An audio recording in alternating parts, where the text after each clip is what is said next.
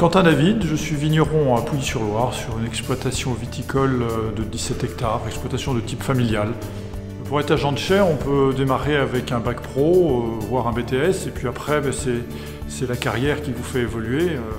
D'abord par la pratique de tous les jours, qui est une bonne façon de se former, et puis aussi avec les relations qu'il peut avoir avec ses collègues ou avec des œnologues.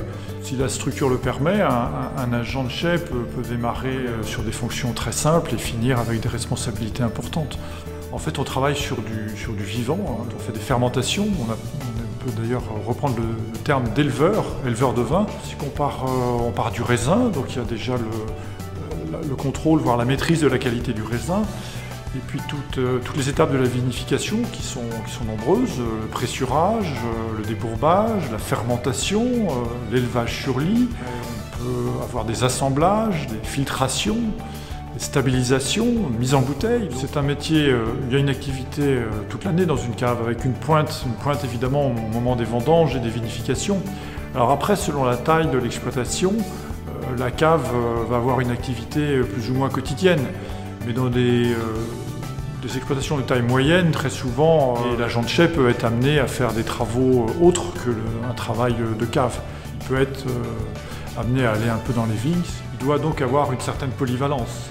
L'agent de chai est souvent sous la responsabilité du chef d'exploitation. Souvent, il y a des directives quand même qui sont données. Alors selon, là encore, la taille de l'entreprise, il aura plus ou moins d'autonomie. Après, il y a un certain nombre d'opérations qui peuvent être faites en équipe, hein, comme tout ce qui est mise en bouteille.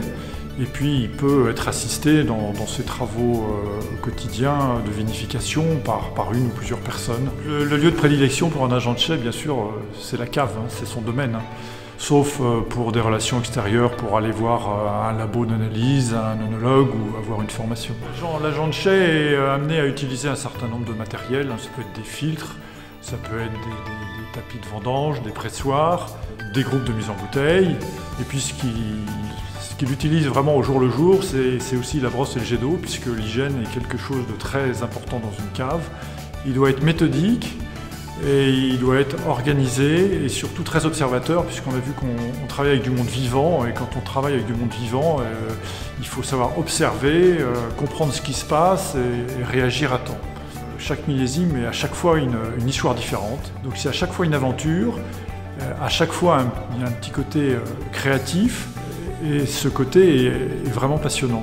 C'est l'agent de chai qui va valoriser au mieux tout le travail qui a été fait dans la vigne en élaborant un vin qui est l'expression la meilleure possible d'un terroir.